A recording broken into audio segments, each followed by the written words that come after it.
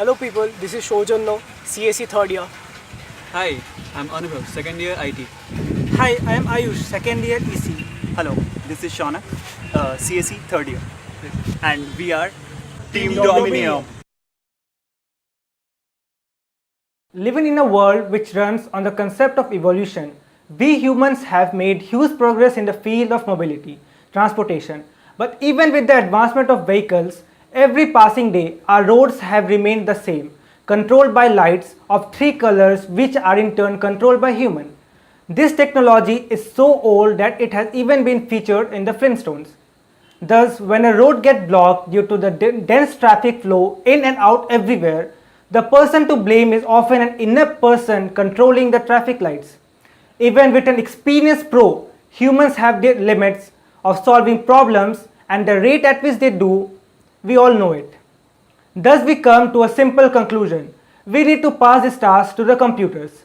In the present day, all the equipments used in regulating the traffic flow are human operated, and more often than not, this has posed problems.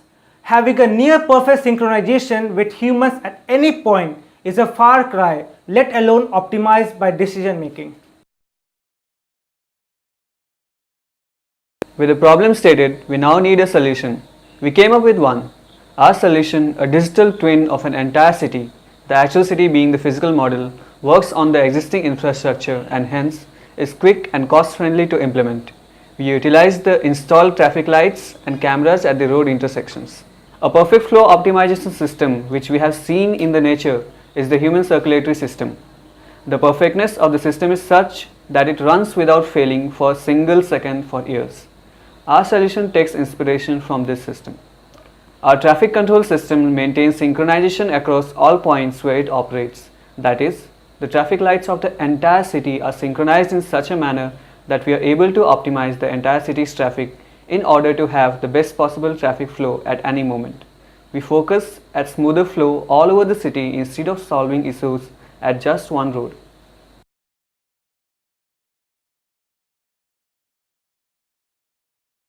So now we have a complete idea of the problem. In order to solve the problem, our approach involves taking input from the road. We do that with the help of the existing infrastructure, that is the live camera feed from the road crossing. The live feed are used in the traffic control room to monitor the traffic and for other security reasons. So we collect the feed from the servers. This feed is used to calculate the density value as follows.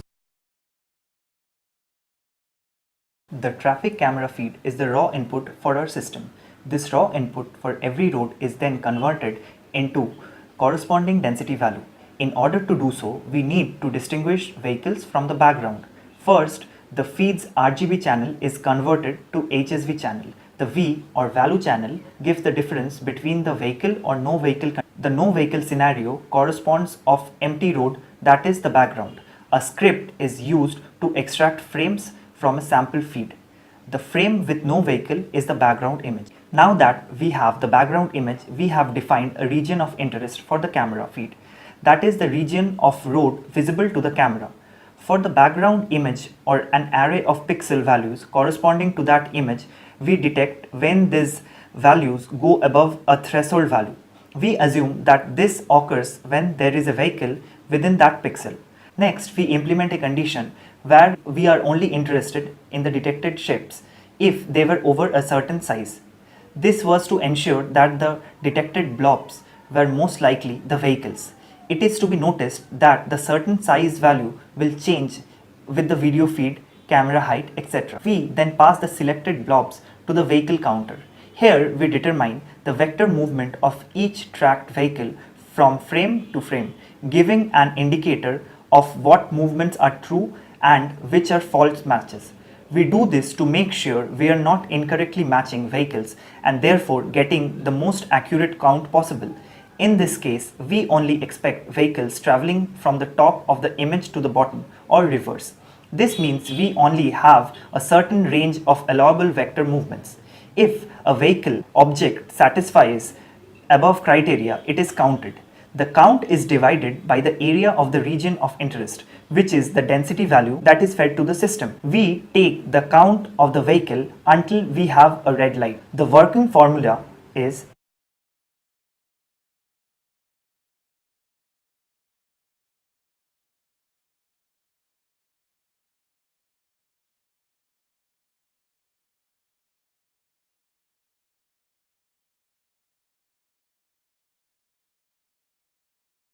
The density values collected from the cameras goes directly to our time-driven algorithm. Now this algorithm is running on our cloud-based servers as well. Now this algorithm is a time-driven algorithm which tries to optimize the flow of the traffic across all the cross sections. We needed to train the algorithm so that it can provide the weights to the edges and the nodes. After the algorithm is trained by months of exposure to the system, we then deploy the system. Now our algorithm takes the live present density value as the input, and it knows that which road has what average density. Now if the density of the traffic rises above the average density, then our algorithm intervenes and it tries to normalize each and every crossing at once.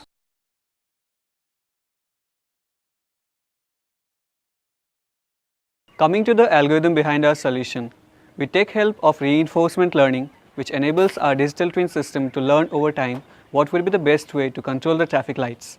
Our objective to optimize was the average incoming lane density for each road junction, thereby reducing the average wait time of vehicles at every junction and thus resolving the entire traffic in a shorter duration with reduced average wait time for each vehicle. Initially, we run a random simulation of the traffic with automatically generated traffic light system. This gives us an output of the junction density, which in the real world will be calculated through the live video feed from the cameras installed at the roads. We include only the incoming lanes to avoid counting each lane twice. Also, we get an output telling us which lanes were under the highest density. Now, our algorithm recognizes the worst performing junction and lanes in a given time period and tweaks the traffic light systems for those lanes with the goal of reducing the lane density specific to that time period. Our input to the simulation then is a dynamically generated traffic light system, which our algorithm has tweaked from the previous system. The simulation is run again with the same traffic as in the initial run, but with the newly generated traffic light system. Over time, the algorithm adapts to the traffic light system such that the average junction density of the entire network reduces along with the time to clear the entire traffic. Our algorithm keeps getting better at managing the traffic as more time passes. In the simulation of our digital twin, each simulation frame is referred to as a step. A step is a time interval during which the vehicles in the simulation travel discrete distances and states of the traffic lights change during the change in step. The junction density can be simply defined as the average lane density of all the incoming lanes. If there be n number of incoming lanes to a junction J, the junction density can be equated as the sum of all the incoming lane densities divided by the number of lanes.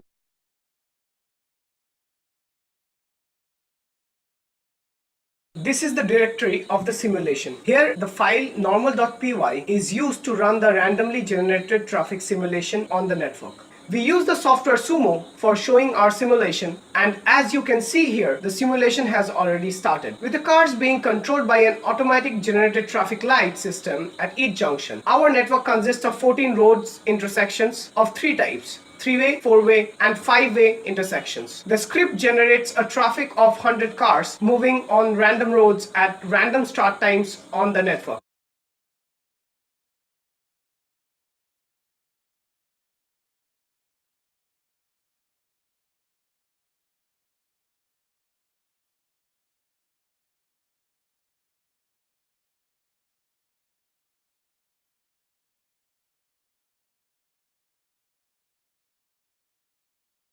Here we present a monitor which shows the simulation as well as the plot of the average density of the roads in the network. At the same time, it also shows the average wait time of the cars present in the network at any given point.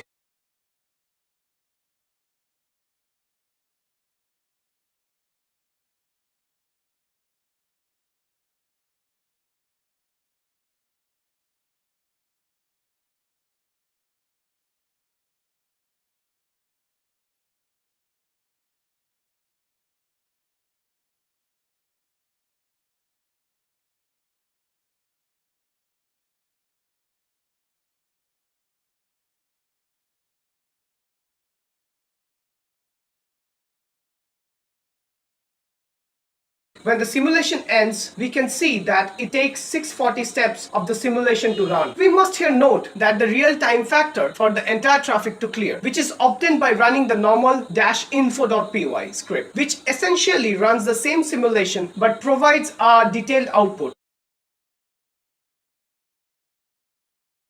We see a detailed output of the simulation and we see that the real-time factor is set at 11.542 seconds. When multiplying this with the number of steps in the simulation, we get the actual time taken in minutes for the entire traffic to get cleared in the network. Now we deploy the script algo.py, which is used to run the same randomly generated traffic with a dynamic traffic light system which is generated by our own AI.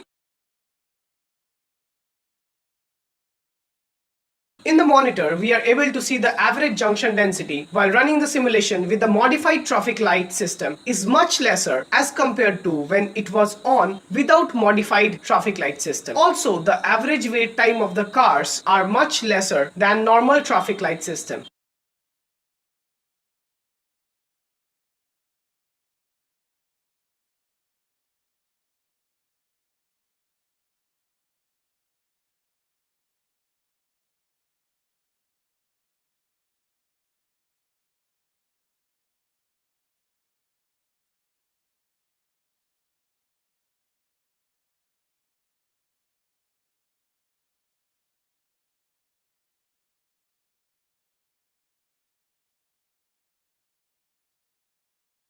We see that our simulation ends with a number of 585 steps. Now let us use algo-info.py to get the details of the same simulation as in the previous run. Here we can see that the previous simulation of the algo.py ran into 586 steps with a real-time factor of 10.6369. On doing the maths, we see that the normal run algorithm takes 641 steps with real-time factor of 11.542 seconds, thus giving us a total time of 7398 seconds to clear the entire traffic from the network. The modified TLS takes 586 steps with a real-time factor of 10.6369. Thus, the total time taken for the modified TLS run of the algorithm is 6233 seconds. Now we calculate the time saved, which is equal to 7398 minus 6233 seconds, which is equal to 1162 seconds. That means the modified TLS run of the algorithm takes 20 minutes less than the normal run of the algorithm to clear the entire traffic of the network.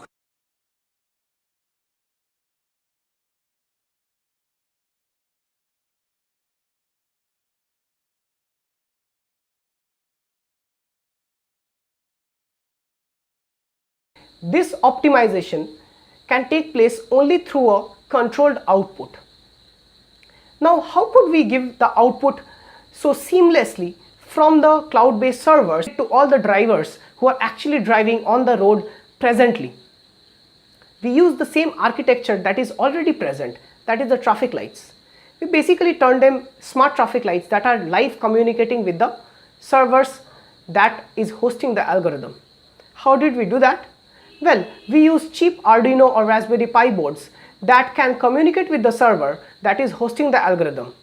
Our algorithm is calculating the live density at every crossing and predicting the circuit switching or the traffic light switching. And this switching is fed to the Arduino boards. And in turn, these Arduino boards are switching the traffic lights so that the entire traffic across all the crossings are optimized at the same time. Now, this has some quirks. Our entire algorithm is not only time based, it is also day based as well as month based. So during the night when the traffic is one-way driven, it tries to optimize the traffic that is coming out of one place to the other, while in the morning during the office hours it optimizes the traffic in the other way. So our algorithm is being trained for each and every purpose, and as time passes by, the entire algorithm that is running on the servers gets smart. This helps to optimize the traffic flow across all the crossings in a city. There are two proposed models. the working model, that is the prototype, and the model that is to be deployed in the city. Our working model needs a very small investment. As discussed in our documentation, every crossing in our working model will have one camera looking at its incoming lane. We have such 6 crossings. These cameras are responsible for calculating the density. So we require 24 such cameras. The data from the camera in our working model is then fed to the Raspberry Pi, which in turn is connected to the cloud-based servers. In our prototype model, we will require 3 such Raspberry Pis. The data is processed in the servers and the output is in the terms of time-based switching of the traffic lights. In a working model, these traffic lights are controlled by a microcontroller board. So each crossing in our model would require a microcontroller. In our prototype, we propose to have 6 such crossings. So we will require 6 such Arduino boards. There are a few benefits of our model. First of all, it is cost efficient as we are using the existing infrastructure, that is the cameras and signals. Another advantage is it solves another major problem, that is the traffic delay. As we saw in the simulation, this model reduces the average wait time considerably. With the advancement of technology, when the self-driving cars roll out fully, our model is fully compatible and integratable and deployable with some tweaking.